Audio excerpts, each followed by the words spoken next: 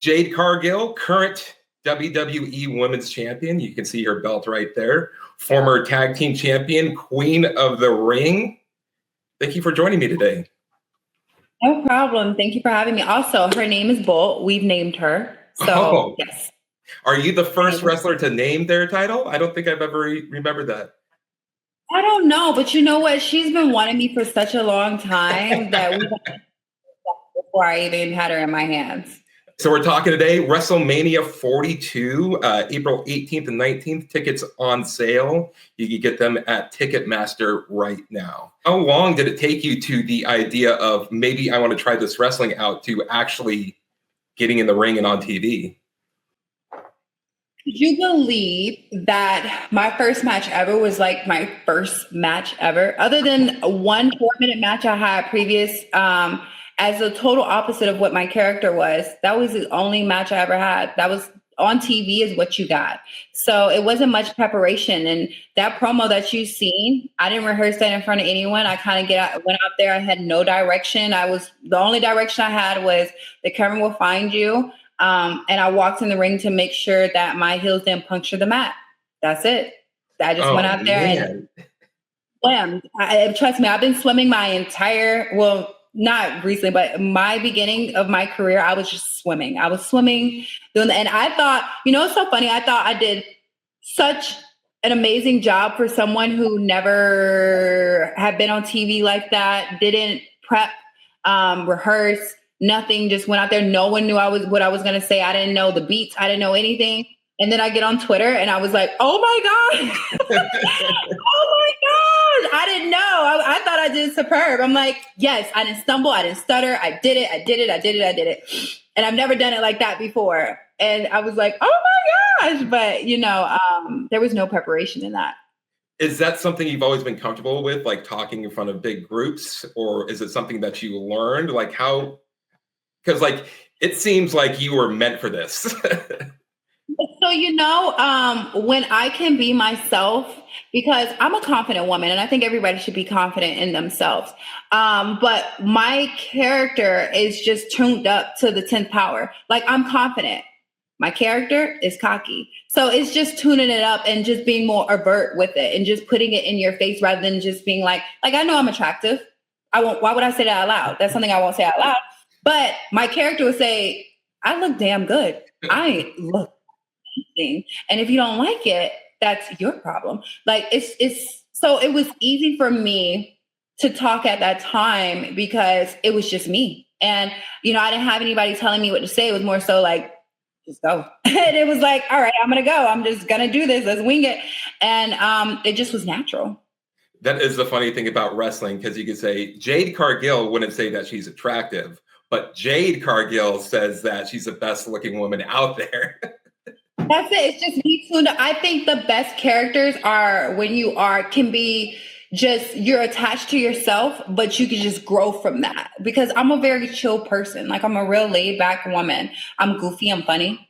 And then my character is more serious, in your face. I'm gonna tell you what it is. Like I got this, that, and the third. Like I know who I am. Like it's just in your face. That's the only difference. I'm just more chill, relaxed. I don't feel like I need to say all that. You say, turn on Netflix or turn on USA or turn on ESPN. You'll see me. That's how you find out everything you need to know about me. Exactly. And speaking of that, you guys should definitely check out WrestleMania 42 at the Allegiant Stadium in Vegas, April 18th and 19th. Get your tickets now at Ticketmaster.com and watch me step on your favorites. Nice plug. So it's weird because I think the early on in WrestleMania, it was taking place in the same city twice. How do you feel about it being taking place in Vegas 2 times? I love it. The city embraced us last year. We garnered over, I believe, 120,000 tickets in 2 days. Yeah. And we had so many events going on. We always have so many events going on with our WrestleMania and our PLEs in general. But we had After Dark. We had so much going on this past year at WrestleMania. And, the fans were immaculate. And the fact that we garnered that many tickets, and it's the entertainment capital, why not bring it back? Definitely. So you debuted in 2024 at the Royal Rumble. Everyone was like surprised. This is great. Didn't see much of you in 2024, but 2025, you win the tag team titles with Bianca Belair. You win Queen of the Ring. You win the WWE title. Some people say like, oh man, how come she wasn't doing this sooner? But like, I don't think people realize like in less than a year, that is a crazy amount of time to do all of that. You know what? I think fans seen that I signed, I think it was in September. And then, I went away for a little bit. I was training. And I think fans were like, well, she's been here for 2 years. And it's like, well, consistently, I was only starting to wrestle at Mania because I went to Royal Rumble and then I went away and then I came back at Mania. And, I wasn't a tag team. So it wasn't all me. It was Bianca as well. Like we were both doing our thing and taking over. And then, yes, this year is my first year as a solo act. So I feel like it was a perfect way for me to adjust to a whole new company because I remember having the tag team titles and us working on every show. And I would look at Bianca and say, this is a lot. Like I'm not used to working live, working Raw, working NXT, working SmackDown, working the PLEs right after. And, working beside her and being able to watch how she handled it, it gave me the perfect example of how to just hold myself and be okay with it. And to understand that holding the title you have to have so much responsibility in doing it. And the crown weighs heavy. So she was just like, this is nothing. You have no idea what this is. And so I think being in a tag team at first and just seeing, how real it gets and how much on demand we are for the wrestling environment for WWE Universe, I think that was the perfect way to dip me into WWE. And once again, this is still, I'm still amazed by this because you're one of the few wrestlers that came in and you're like, okay, do this. And the entire time, like, this is the first time I've ever been on TV. This is the first time I've ever done a promo. This is the first time I've ever been in a championship match. Like people go 5-10 years to get into the position you did, and you've done it all in no time. I think Bryan Danielson said it best. He was like, people get comfortable 7 years into the game. And I think I'll be on my 5th year in March. So he was like, it took me, he asked me, like, how do you do it? How do you go out here and just like, you look the way you look and just, you're not nervous? And I was like, I don't know. Like, I remember when the talent came to me and she was like, and this is when I first started, she was like, are you not nervous? And I was like, should I be? Because I didn't have this mind. And I got upset because after that, I'm like, I would sit back like, because I would see other talent get nervous and I'm like, should I be?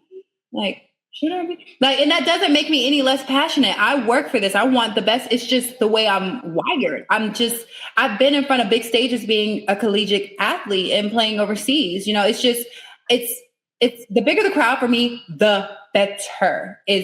I love big crowds. I love them. I welcome it. I love talking to fans. I love interacting with fans. I love them bringing something back home. If they have a friend, they can talk about it forever with their friend and their friend probably wants to now come and watch wrestling after that. It's nothing like it. It's nothing like it. Well, thank you very much. Wrestlemania 42, April 18th and 19th. Get your tickets at Ticketmaster.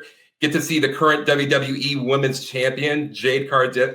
Hey, I think you also need to list on your accomplishments. Bryan Danielson told me, how do you do this? I don't think there's many people that he said that to.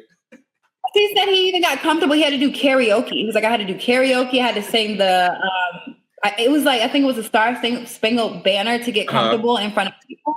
Oh, man.